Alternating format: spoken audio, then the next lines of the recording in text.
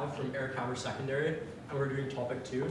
So my name is Luke, this is Ben, this is Kenji, this is Toffer, and that's Ryan, and we're presenting on designing and implementing a solution to prevent cyberbullying. So this is our agenda for today. I'll give you guys a few moments to take a look at it. So our current system for preventing cyberbullying we found is pretty outdated and inefficient. Students feel quite intimidated by it, and a lot of times students feel that teachers can't always sympathize with them because teachers don't always know what they're going through emotionally, and students simply aren't receiving the help that they need to deal with cyberbullying. So the main problems we've identified with this case are that students feel immense social and peer pressure from their peers.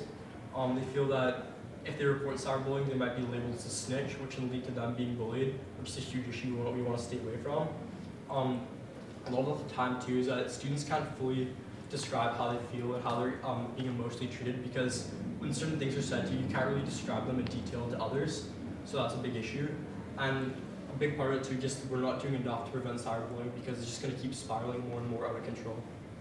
So our short-term recommendation for this is we're going to create an app called Karma, which is going to give a live chat function for students to use. So if students are a part of cyberbullying, it's happening to them, or they see in the community, they're going to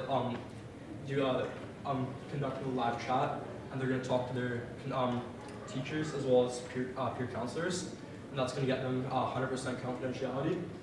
And then our long-term recommendation is also part of the Karma system. It's going to be them interacting with, there's going to be a benefits program in which if students have a successful request in seeing cyberbullying and they bring it forward, and if it fully goes through, there's going to be a benefits program in which they get money for scholarships, which is going to give students a strong incentive in this program. So as for some alternative solutions, when coming up with some ideas, we initially thought of a auto-correction kind of program, which would detect foul language and replace it with something alternatively, but we ultimately refuted against that and decided on the program of Karma and YouthTalk. So here's an idea of what our program would look like. So with the implementation of both programs, what we hope to achieve is obviously the reduction in cyberbullying related reports. How we want to see this is maybe at first there will only be maybe 1 or 2 reports every weekly, but then slowly as time goes on, more and more reports, maybe reaching 1,000, 2,000 reports on a weekly or monthly basis, and slowly plateauing out before diminishing. And once we've hit that diminishing point, we know we've done our job. So as for our plan of action, what we hope to see is, as you can see here, both LiveChart and Karma follow a beta as well as testing plan, followed by a national implementation. And some problems which we noticed were, should I just continue? Can you wrap it up, even a sentence? Okay. Sorry about that. Some problems which we noticed were that with Karma, we noticed that the actual full implementation of it may be hard because not everyone would like to accept it. Or, another problem with Karma is that it may be actually hard to fund up because it's on such a large scale. As well with live chat, a problem that we noticed is that employees might not actually want to be part of the system because that kind of work could be not someone's cup of tea, for example.